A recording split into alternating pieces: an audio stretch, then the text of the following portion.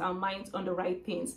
And I do believe that evil spirits dwell in negative thoughts, because that's when they can sort of like persuade a person into falling into worldly things, or just falling into the states of sort of like depression and sadness. That's when that's where the evil spirit is. That's where the devil lies, because the devil doesn't want you to believe that you have life and have life in abundance. He doesn't want you to believe that God has good things for you, like God has genuine, good, great desires for you. The devil doesn't want you to live to fulfill your purpose and potential in this world. So that's why the devil wants you to have negative thoughts. The devil wants you to have bad thoughts. But Joyce says that we actually have to fight the spirit of negative thoughts and evil thoughts by focusing on the right things, and don't allow yourself to be in an empty place. And one of the best ways to do that is to really just focus on the Bible. Hi everybody, welcome back to my channel. So for today, I'm going to be telling you about 4 great books that you should read, 4 self-help books that will help you to just feel good about yourself.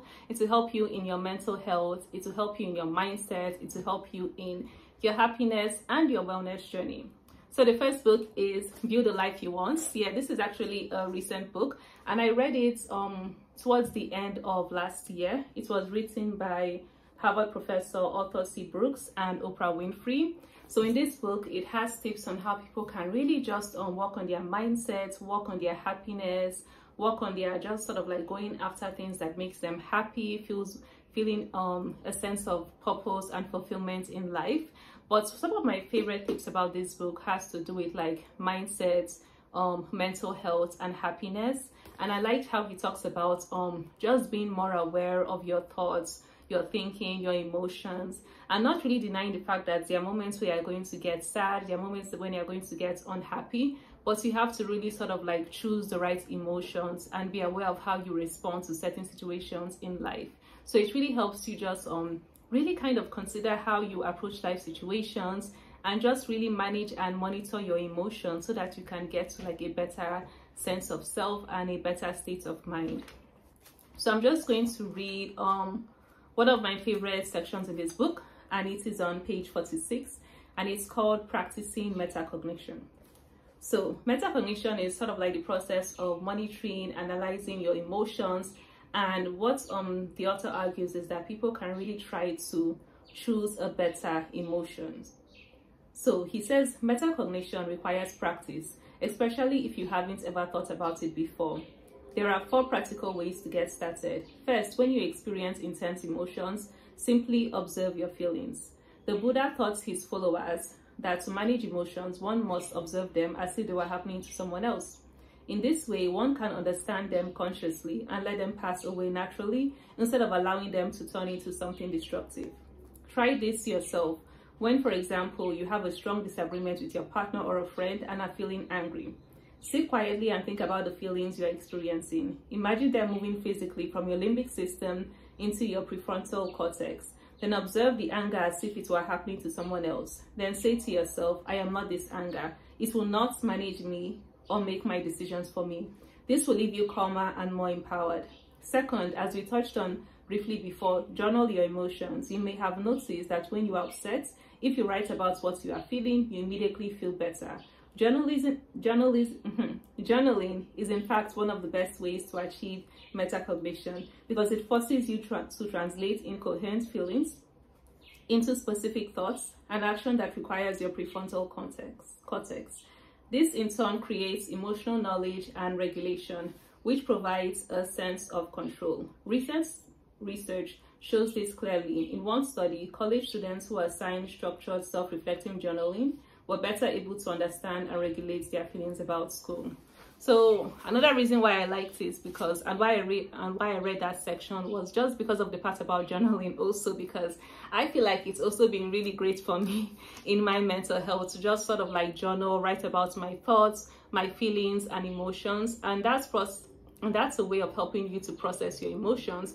That's also a way of helping you to manage and deal your emotions. So life happens and we don't always feel happy, and it's okay. But in order to learn how to manage and control your emotions, just sort of consider how you react to certain things and what are your thoughts and feelings about certain emotions. And one of the best ways to do that is to get into journaling. I've talked about journaling before, and I'm always going to keep talking about how much journaling is really great, and it helps you just to feel better. And also it just helps you to really reflect on your life and what you want to do better moving forward. So Build the Life You Want, I definitely recommend it. A lot of people have been talking about this book. There's a lot of hype, and definitely I recommend it. It's a great read.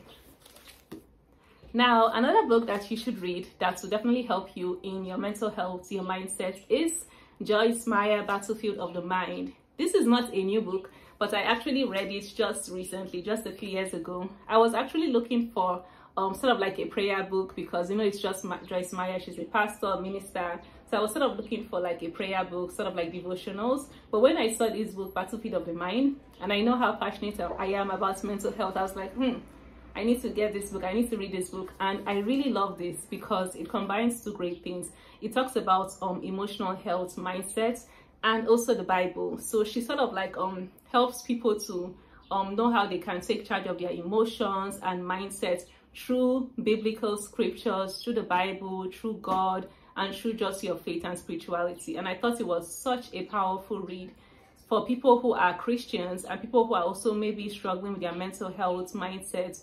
This book is what you need to really help to encourage you in your emotional well-being. So I'll read my favorite section of the book to you. And it is called, it's about how to really just focus on choosing the right thoughts. Because sometimes the issue when it comes to our mindset and emotions is that we tend to focus on things that are going wrong. We tend to focus on the bad things. And me personally, this is a problem that I've struggled with for years. You know, you don't always really focus on the things that are going well. Sometimes you look at all the negative things that are going wrong, and then your mindset just dwells on all the bad thoughts. And that's what I've done. And it's really just affected, you know, my quality of life, and just really appreciating the environment, appreciating myself, appreciating the people around me, because they are focused so much on the negative thoughts and all the negative things that are happening. So in this chapter that I'm going to read, she talks about how do you really just take control of those negative emotions. So it's in page 150. And she says that one way to keep wrong thoughts out of your mind is to keep your mind full of right thoughts. The devil can be cast out, but he goes and wanders in dry places for a season. When he returns to his old home and finds it empty, the Bible says in Luke 11:24-26 that he comes back, brings others with him, and the person's last condition is worse than his first. For this reason, we never attempt to cast out an evil spirit from an individual unless that person has been instructed in how to fill up the empty place. I am not saying that every person who has an evil thought has an evil spirit, but an evil spirit is often behind evil thoughts. An individual can cast down imaginations repeatedly, but they will always come right back until he learns to fill up the empty space with right thinking. When the enemy returns, he will then find no place in that person. This was such a good and powerful line, because, and it's something that I like to pray, like, God, help me to focus my mind on thoughts, on things that are good and things that are of God and not of the world. Because sometimes when you allow your mind to have empty thoughts, or when you have your mind to not reflect on things that are good and positive, that's when the devil can come in and just fill you with all these sort of negative and bad thoughts, and you find yourself just dwelling in things that are not good for you. You find yourself in a worldly state of mind. You find yourself in an unhappy state of mind. So what Joyce is really trying to say is that we have to focus our minds on the right thoughts. We have to focus our minds on the right things. And I do believe that evil spirits dwell in negative thoughts, because that's when they can sort of like persuade a person into falling into worldly things, or just falling into the states of sort of like depression and sadness. That's when that's where the evil spirit is. That's where the devil lies, because the devil doesn't want you to believe that you have life and have life in abundance. He doesn't want you to believe that God has good things for you, like God has genuine, good, great desires for you. The devil doesn't want you to live to fulfill your purpose and potential in this world. So that's why the devil wants you to have negative thoughts. The devil wants you to have bad thoughts. But Joyce says that we actually have to fight the spirit of negative thoughts and evil thoughts by focusing on the right things, and don't allow yourself to be in an empty place. And one of the best ways to do that is to really just Focus on the Bible, focus on God's words, affirm yourself with God's words and God's plans for you. Because when you focus on what God says about you and what God wants you to do, and knowing that God's plans for you are good,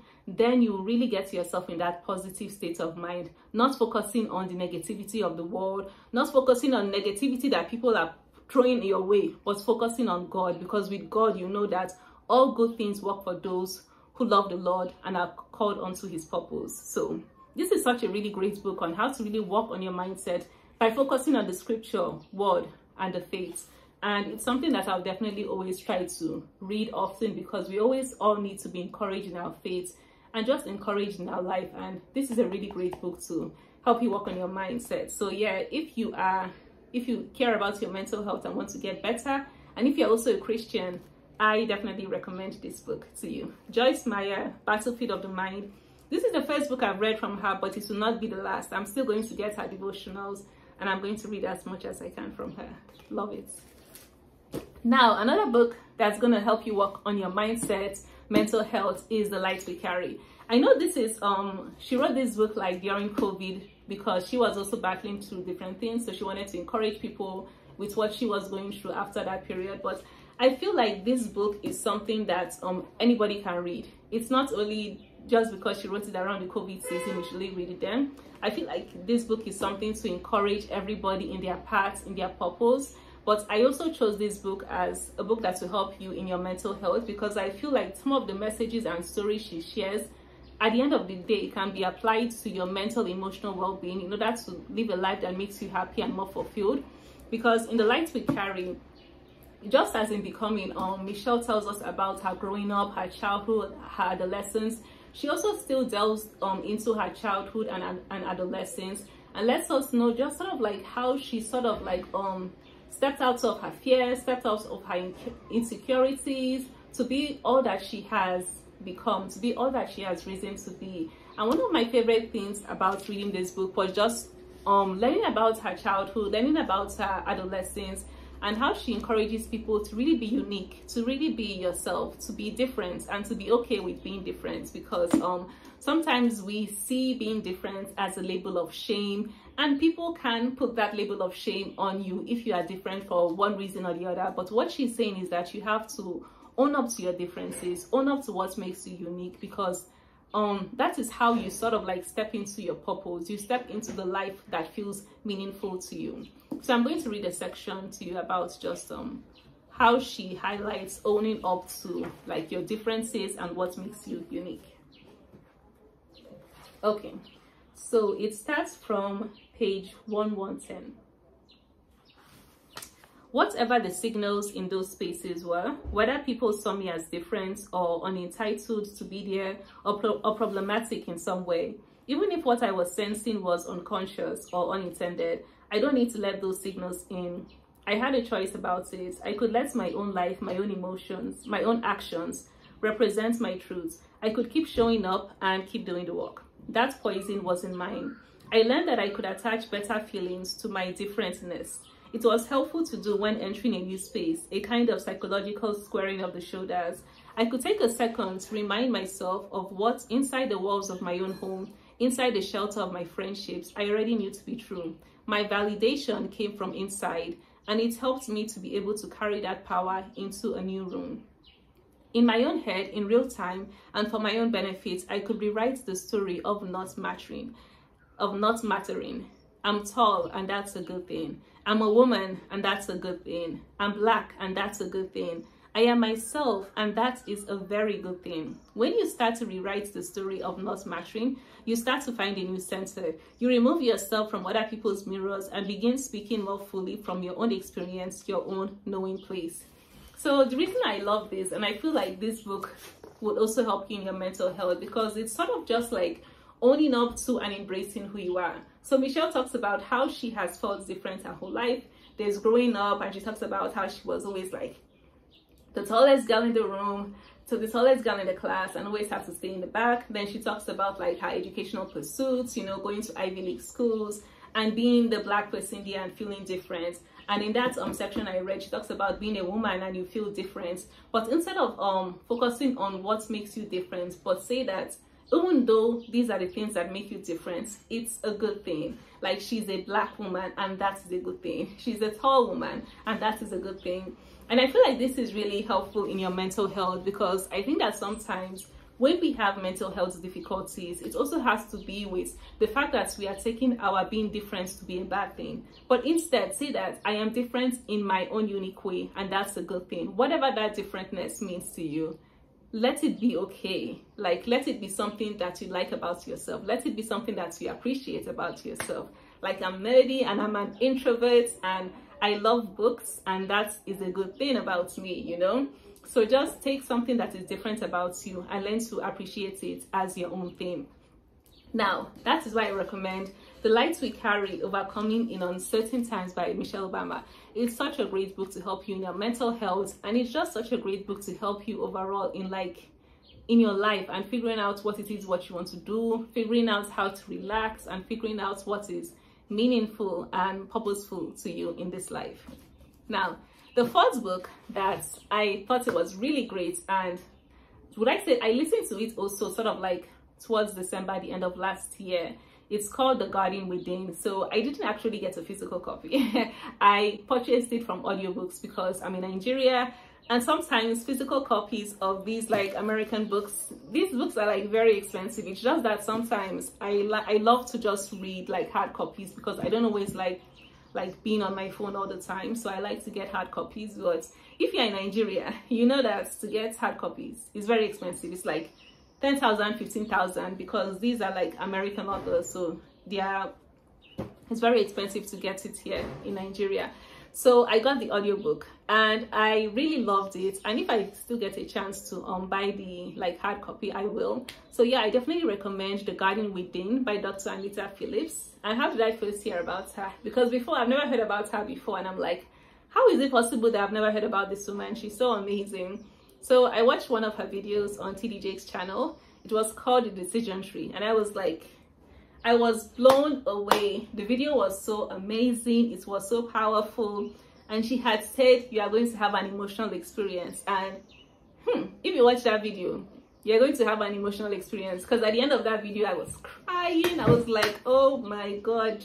And if you don't know me, I'm a crybaby. So yes, I was crying. I loved it. I felt like this woman is just, she's blessed with the spirit, and God has really been using her gifts to really just touch the world, to enlighten lives.